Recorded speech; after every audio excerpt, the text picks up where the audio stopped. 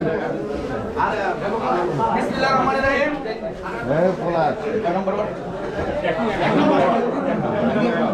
এক নম্বর ওয়ার্ড কর্তৃক আয়োজিত আজকের শহীদ প্রেসিডেন্ট জিয়াউর রহমানের শাহাদাত ৪৪তম শাহাদাত বার্ষিকী উপলক্ষে দোয়া ও আলোচনা সভা এবং খাবার বিতরণের কর্মসূচির অংশ হিসাবে আমি বানসারামপুর উপজেলা বিএনপির পক্ষ থেকে এখানে এসেছি।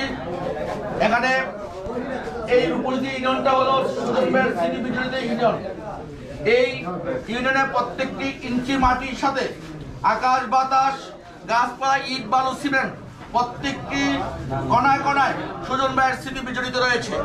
যেহেতু এটা সুজন ভাইয়ের স্মৃতি বিজড়িত ইউনিয়ন এবং সুজন ভাই এই মাটিতে জন্মগ্রহণ করেছিলেন, আমরা সুজন ভাইয়ের খুব স্নেহের ছোট ভাই হিসেবে এবং আমাদের বাংলাদেশ জাতীয়তাবাদী দলের বিএনপির চেয়ারপারসন দেশনেত্রী বেগম খালেদা জিয়া সুজন ভাইকে নিজের সন্তান হিসেবে জানতেন। এই সুজন ভাইকে যারা হত্যা করেছিল 2000 সালে, আমি 2001 সালে আমি আজকে আপনাদের সামনে অঙ্গীকারবদ্ধ হচ্ছি।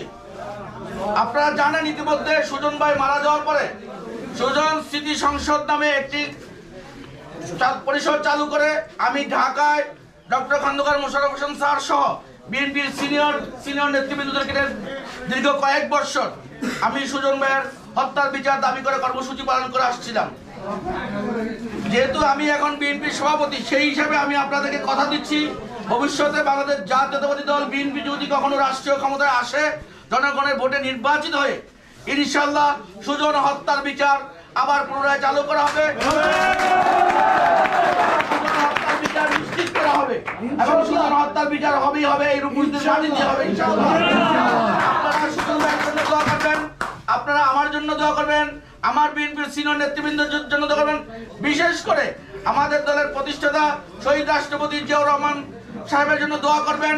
আল্লাহ যেন ওনাকে জান্নাতুল ফেরদৌস নসিব করেন এবং দেশনেত্রী বেগম খালেদা জিয়া ও শহীদ প্রেসিডেন্ট জিয়াউর রহমানের সুযোগ্য সন্তান মরহুম আরাফাত রহমান কুকু ইতিমধ্যে আমাদের থেকে চলে গিয়েছেন, তার বিধি হত্যার মাগফিরাতের জন্য তাকেও যেন আল্লাহ জান্নাতুল ফেরদৌস নসিব করেন, ওনার জন্য দোয়া করবেন। এবং এই ইউনিয়ন বিএনপির সাবেক সভাপতি আব্দুল মান্নান মেম্বার সাহেব মরহুম, ওনার জন্য দোয়া করবেন। আরো যারা আমাদের দল থেকে ইতিমধ্যে মারা গিয়েছেন বিল্লাল ভাই সহ সকলের জন্য আপনারা দোয়া করবেন, আমরাও দোয়া করি।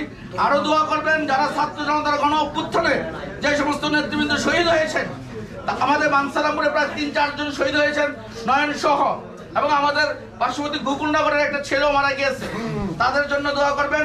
আমাদের সকল মুসলমান ভাইদের জন্য দোয়া করবেন।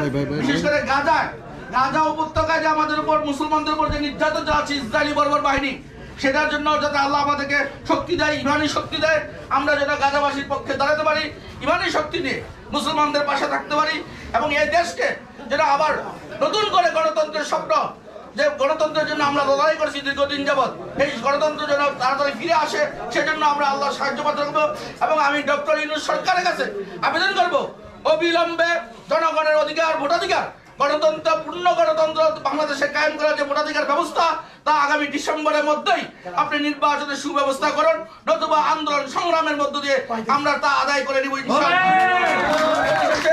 আমি আজকের এই সুন্দর আয়োজনের জন্য কুদ্দুস মেম্বার এবং দালাল ভাই সহ সকলকে উপস্থিতবাসীকে আমি আন্তরিক অভিনন্দন জানাচ্ছি, কৃতজ্ঞতা জানাচ্ছি, মুবারকবাদ জানাচ্ছি। আপনারা ভালো থাকবেন। আল্লাহ হাফেজ।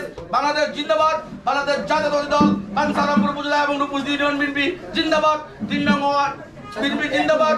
সকল অঙ্গ সংগঠনের জিন্দাবাদ। 1 নং ওয়ার্ড বিএনপি জিন্দাবাদ। সকলে ভালো থাকবেন। আল্লাহ হাফেজ।